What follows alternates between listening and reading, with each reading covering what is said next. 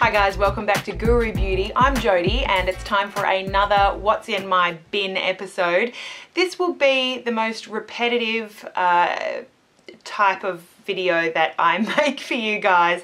There are lots of new subscribers. Hi guys, and I think that repeats are important for me when I'm watching someone's channel, and from month to month, if I see the same product being mentioned in their favorites, or if I see the same product being used in folks' tutorials, that really says something to me, and I appreciate seeing repeated items. So that's certainly, with that in mind, that's why I post my What's in My Bin episodes. Obviously you'll see a lot more on the sort of toiletries, I guess, side of things versus cosmetics. It's obviously with colour and cosmetics, I mix that up every day, and it's few and far between that I would use up a lipstick or an eyeshadow. So Aish, Miss Goddess in Training, I have failed you again for this episode. I know you wanted me to have an eyeshadow and a lipstick, and I am not there yet. I am trying hard, and hopefully one of these days I will have some more colour to show you in these episodes. So I'll just get started anyway. I think it's important, you know, for people to talk about some of the other stuff that they use besides the cosmetics. I'm always really interested to hear what people use. First up, I have used, I think it's probably been a couple of months since my last What's in My Bin. It's a good gauge for me to know how fast I go through certain products, but I've used up two of these Batiste dry shampoos. I'm a big fan. This is the one that I usually use. This is the one that I think Priceline was out of stock of the blush one. It's just a nicer fragrance, I think. So I got the dry shampoo in Tropical, same color, different scent, and you know, it is a little bit more pineapple-y, so you know, it's just a fragrance. Doesn't matter so much to me as long as it's not really stinky with dry shampoo. And for anyone who's interested, Batiste does make one for brunettes, but I don't want to turn my scalp brown. If I'm spraying powder at my scalp, I'm afraid of, you know, I have quite sort of thin hair, and when I have a part, it's quite a part. So I don't want to make that brown. But if anyone who's interested, they do make a brunette version, but I find that these normal ones are quite suitable for brunette hair. I have also used up another 500ml. This is the large size of the Cetaphil Oily Skin Cleanser. This was recommended to me by my dermatologist. It's advertised as recommended by dermatologists and is available, I definitely know, in the US and in Australia. They have a more ordinary cleanser which does not do as good a job as this at taking off makeup, but I use this every single night. It is soap free and it removes excess oil without drying. It says that it's for oily or acne prone skin, but my dermatologist recommended this to me when I asked her for something that would help take off makeup. This does a great job with, you know, whether it was Revlon Color Stay or Estee Lauder Double Wear, any long wearing or waterproof makeup. I double cleanse with this every night just with my hands and find that it does a fantastic job. There's really not much left on the cotton pad when I'm toning afterwards. I will still need to use some makeup remover if I have any waterproof eye makeup, but it does a pretty good job on eye makeup as well, so that it's pretty easy just to clean up with an Almay eye makeup remover pad, or you know, cotton round with some waterproof eye makeup remover. I did also finally finish this item, and this was featured in one of my favorites videos. I'm not sure if this is available anywhere other than Australia, but it's made by Cussons, and this is their lime original source lime shower gel. It was just a gorgeous scent. It was beautiful, wake me up in the morning, and I would definitely get this one again. Made of limes. They say they use 40 limes in each bottle, and it's just a gorgeous, gorgeous sweet lime scent packed with essential oils. Another item from the shower that I use every morning in the shower before I brush my teeth is the Listerine Whitening Pre-Brush Rinse. Most people who watch my videos before, whenever I talk about teeth, I let you know that I do use the Crest whitening strips, which are like an American sort of Colgate brand, but it's Crest brand.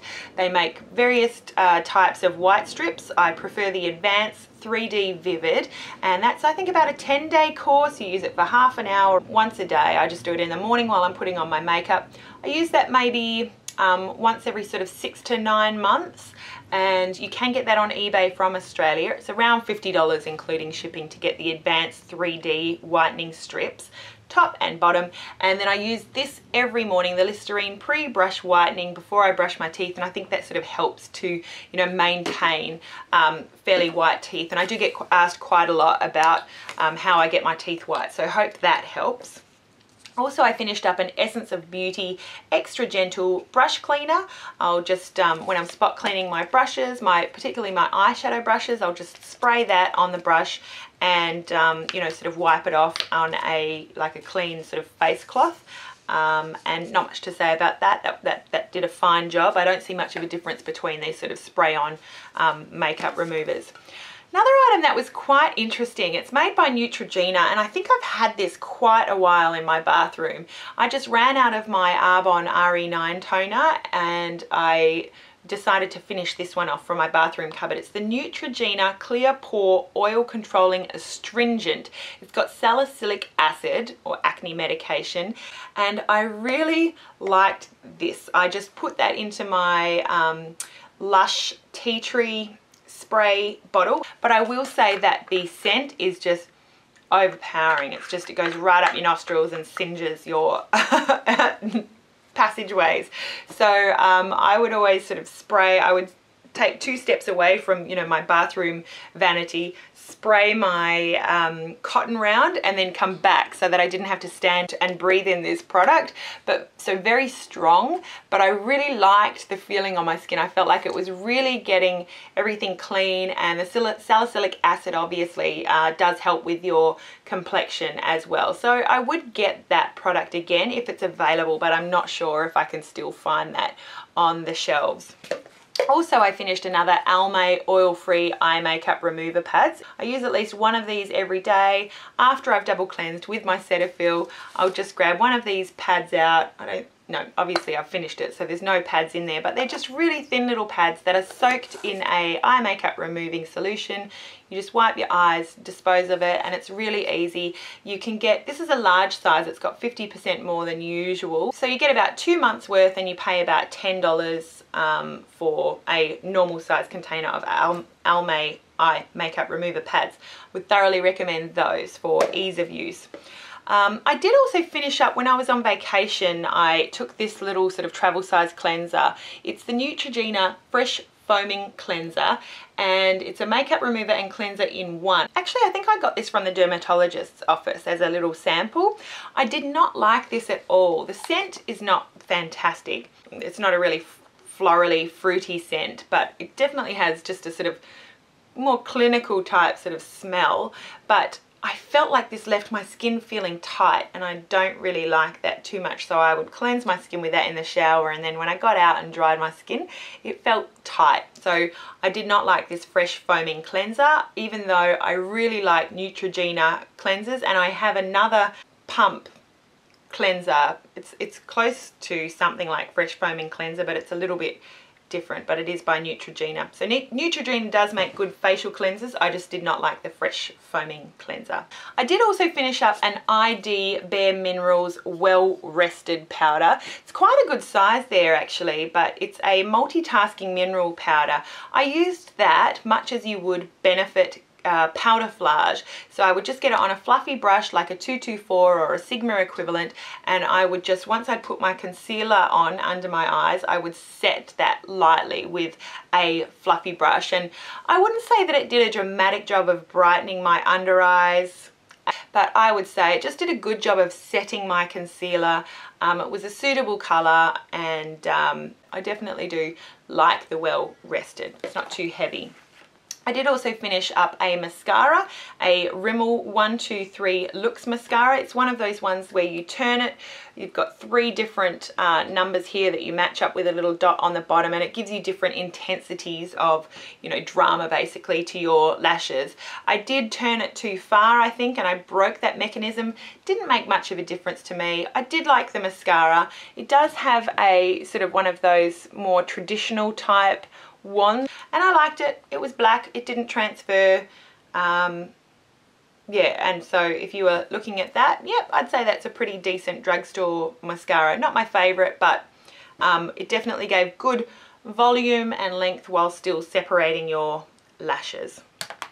Also, I finished up, or rather it finished up on me, the Sports Girl To The Point liquid eyeliner, and this would have been less than $10 from Sports Girl. It does have a really fine pen tip, but it just it's quite dry, so you can see it still does go on. It's not very black, but it's quite dry, and I don't know, I don't love this eyeliner. I did also finish up a Too Faced Shadow Insurance, and I like that. It just, you know, it's a nice primer. It works, it stops your eyeshadow from creasing, and helps your eyeshadow colors go on nicely.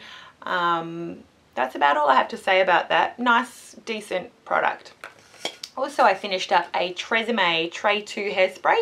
This is by far my favourite hairspray. When it comes to hairspray, I stick to drugstore, and before this product was available in Australia, L'Oreal Elnet was my favourite hairspray. It was a nice flexible hold, a fine spray, still helped with a bit of volume, and obviously you could brush it out, which was nice.